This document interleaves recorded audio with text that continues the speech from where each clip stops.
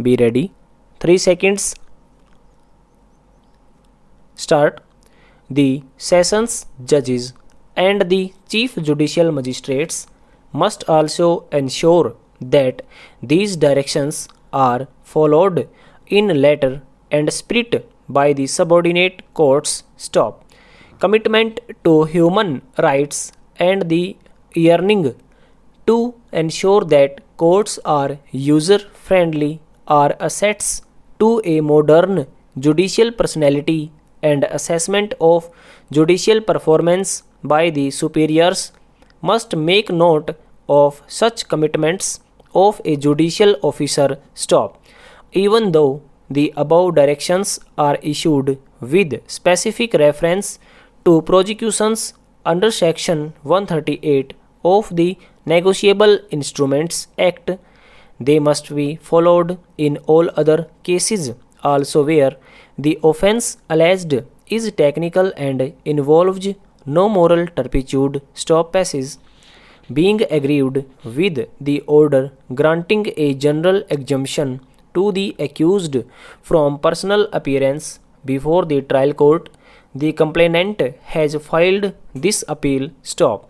On 17th November 2008, while granting leave in this matter, a bench of two learned judges referred the instant case to a larger bench, posing the following question for determination. Stop. Passage. One of the questions which arises for consideration in this special leave petition is as to whether the High Court, in exercise of its jurisdiction under sections 482 and 483 of the Code of the Criminal Procedure and or under Article 227 of the Constitution of India, could issue guidelines directing all courts taking cognizance of offences under Section 138 of the Negotiable Instruments Act inter alia to invoke the discretion under Section 205 of the Code of Criminal Procedure and only with a further direction that summons under Section 205 shall be issued at the first instance. Stop. Keeping in view importance of the question involved as also the various decisions of this court upon which the learned judge of the High Court has placed reliance, in our opinion, we think that this is a matter which should be heard by a larger bench. Stop. It is directed accordingly. Stop.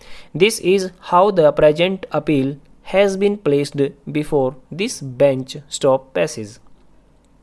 Having heard the learned counsel for the parties, we are convinced that the impugned order is unsustainable. Stop. Section 205 of the Code, which clothes the magistrate with the discretion to dispense with the personal appearance of the accused, reads as follows. Magistrate may dispense with personal attendance of accused.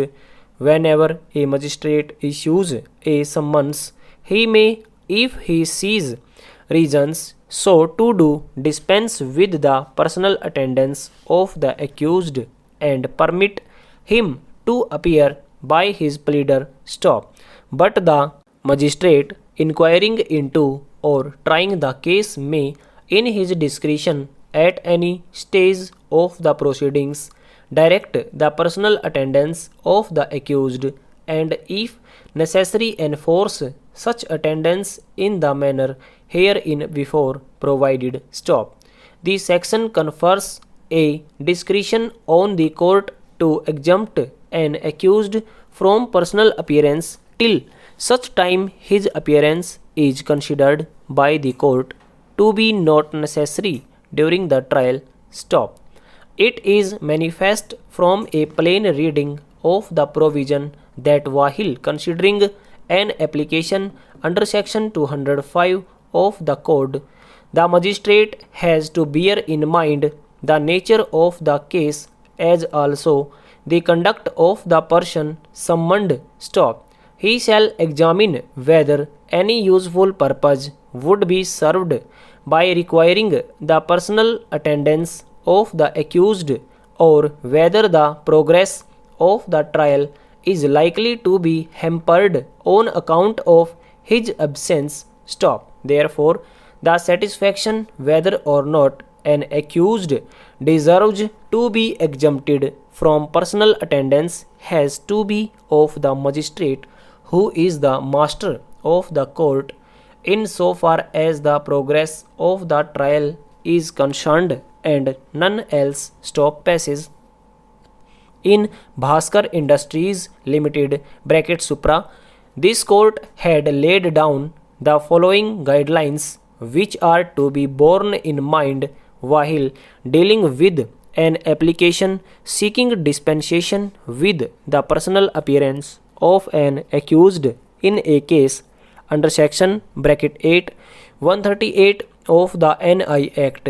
Stop. It is within the powers of a magistrate and in his judicial discretion to dispense with the personal appearance of an accused either throughout or at any particular stage of such proceedings in a summons case, if the magistrate finds that insistence of his personal presence would itself inflict enormous suffering or tribulations on him, and the comparative advantage would be less. Stop.